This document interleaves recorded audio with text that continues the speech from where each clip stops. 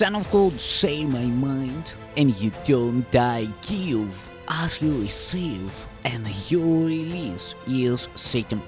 This is the part 296 in the series Christ's Forgiveness, How to Manifest Immortality, Season 2. And the name of today's teaching is Justice Returned to Love. The Holy Spirit can use all that you give to Him for your salvation, but He cannot use what you withhold, for He cannot take it from you without your willingness. For if He did, you would believe He wrested it from you against your will, and so you would not learn that it is your will to be without it.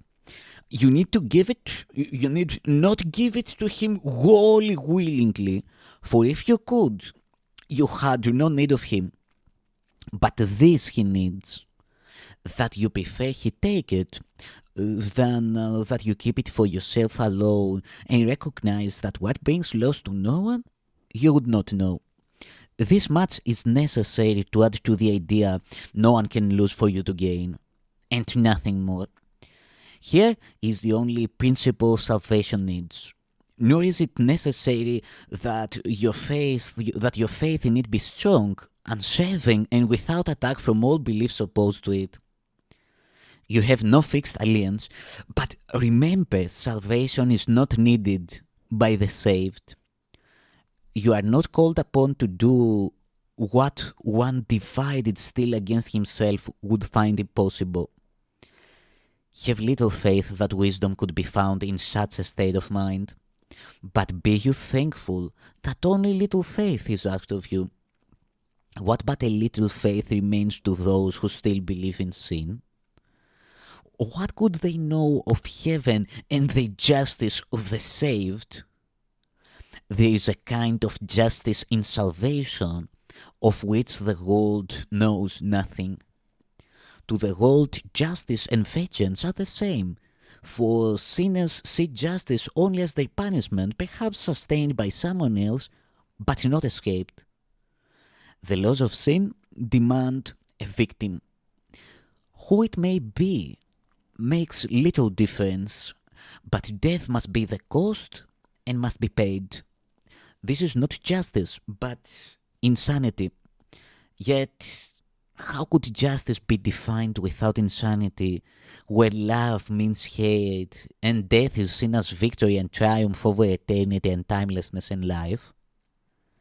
You, who know not of justice, still can ask and learn the answer. Justice looks on all in the same way. It is not just that one should lack for what another has. It is not just that one should lack for what another has, for that is vengeance in whatever form it takes. Justice demands no sacrifice, for any sacrifice is made that sin may be preserved and kept. It is a payment offered for the cost of sin, but not the total cost. The rest is taken from another, to be laid beside your little payment, to atone for all that you would keep and not give up. And not give up. So is the victim seen as partly you, with someone else by far the greater part. And in the total cost, the greater his, the less is yours. And justice, being blind, is satisfied by being paid. It matters not by whom.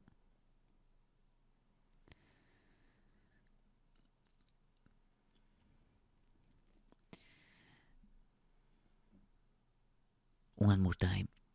So is the victim seen as partly you, with someone else by far the greater part. And in the total cost, the greater his, the less is yours. And justice, being blind, is satisfied by being paid. It matters not by whom. Can this be justice? God knows not of this, but justice does He know, and knows it well. For He is wholly fair to everyone. Vengeance is alien to God's mind because He knows of justice. To be just is to be fair, and not be vengeful. Fairness and vengeance are impossible, for each one contradicts the other and denies that it is real. It is impossible for you to share the Holy Spirit's justice with a mind that can conceive of specialness at all. Yet, how could he be just if he condemns a sinner for the crimes he did not do, but thinks he did? And where would the justice be if he demanded of the ones obsessed with the idea of punishment, that they lay it aside unaided and perceive it is not true? It is extremely hard for those who still believe sin meaningful to understand the Holy Spirit's justice. They must believe, he says, their own confusion and cannot avoid the vengeance that their own belief in justice must entail. And so they fear the Holy Spirit and perceive the wrath of God in him.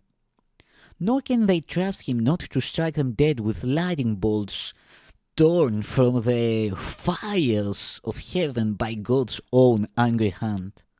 They do believe that heaven is hell and are afraid of love. And deep suspicion and the chill of fear comes over them when they are told that they have never sinned.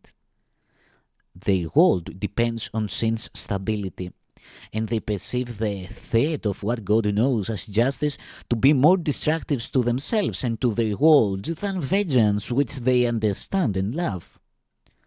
So do they think the loss of sin a curse, and flee the Holy Spirit as if he were a messenger from hell, sent from above, in treachery and guile, to work God's vengeance on them in the guise of a deliverer and friend.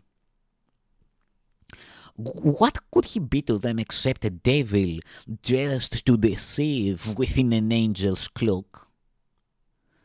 And what escape has he for them except a door to hell that seems to look like heaven's gate?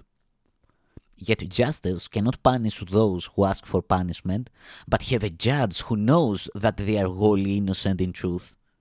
In justice he is bound to set them free and give them all the honor they deserve and have denied themselves because they are not fair and cannot understand that they are innocent. Love is not understandable to sinners because they think that justice is split off from love and stands for something else. And thus is love perceived as weak and vengeance strong. For love has lost when judgment left its side, and it is too weak to save from punishment, but vengeance without love has gained in strength by being separate and apart from love. And what but vengeance now can help and save, while love stands feebly by with helpless hands, bereft of justice and vitality and powerless to save? What can love ask of you who think all of this is true? Could he, in justice and in love, believe in your confusion you have much to give? You are not asked to trust him far, no more than what you see he offers you and what you recognize you could not give yourself. In God's own justice does he recognize all you deserve, but understands as well that you cannot accept it for yourself. It is his special function to hold out to you the gifts the innocent deserve. And everyone that you accept brings joy to him as well as you. He knows that heaven is richer made by each one you accept. And God rejoices as his son receives what loving justice knows to be his due. For love and justice are not different. Because they are the same, does mercy stand at God's right hand and gives the Son of God the power to forgive himself of sin. To him who merits everything, how can it be that anything be kept from him? For that would be injustice, and unfair indeed to all the holiness that is in him, however much he recognizes not. God knows of no injustice. He would not allow his son to be judged by those who seek his death and could not see his worth at all. What honest witnesses could they call forth to speak on his behalf? And who would come to plead for him and not against his life? No justice would be given him by you, yet God ensured that justice would be done unto the Son he loves, and would protect from all unfairness you might seek to offer, believing vengeance is his proper due. As specialness cares not who pays the cost of sin, so it be paid, the Holy Spirit heeds not who looks on innocence at last, provided it is seen and recognized. For just one witness is enough, if he says truly. Simple justice asks no more. Of each one does the Holy Spirit ask if he will be that one, so justice may return to love and there be satisfied.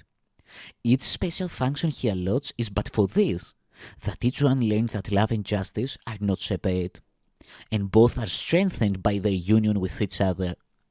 Without love is justice prejudiced, and weak. Without love is justice prejudiced and weak. And love without justice is impossible. For love is fair and cannot hasten without cause. What cause can be to warrant an attack upon the innocent? In justice, then, does love correct mistakes, but not in vengeance. For that would be unjust to innocence. You can be perfect witness to the power of love and justice if you understand it is impossible the Son of God could merit vengeance. You need not perceive in every circumstance that this is true, nor need you look to your experience within the world, which is but shadows of all that is really happening within yourself. The understanding that you need comes not of you, but from a larger self, so great and holy that he could not doubt his innocence. Your special function is a call to him, that he may smile on you whose sinlessness he says. His understanding will be yours. And so the Holy Spirit's special function has been fulfilled. God's Son has found a witness unto his sinlessness and not his sins. How little need you give the Holy Spirit that simple justice may be given you? Without impartiality there is no justice. How can specialness be just? Judge not because you cannot, not because you are a miserable sinner too. How can the special really understand that justice is the same for everyone? To take from one to give another must be an injustice to them both, since they are equal in the Holy Spirit's sight. Their Father gave the same inheritance to both. Who would have more or less is not aware that he has everything. He is not judge of what must be another's due because he thinks he is deprived. And so must he be envious and try to take away from whom he judges. He is not impartial and cannot fairly see another's right because his own have been obscured to him. You have the right to all the universe, to perfect peace, complete deliverance from all effects of sin, and to the life eternal, joyous and complete in every way, as God appointed for his Holy Son. This is the only justice heaven knows, and all the Holy Spirit brings here to earth. Your special function shows you nothing else but perfect justice can prevail for you. And you are safe from vengeance in all forms. The world deceives, but it cannot replace God's justice with a version of its own. For only love is just, and can perceive what justice must accord the Son of God. Let love decide, and never fear that you, in your unfairness, will deprive yourself of what God's justice has allotted you. Thank you.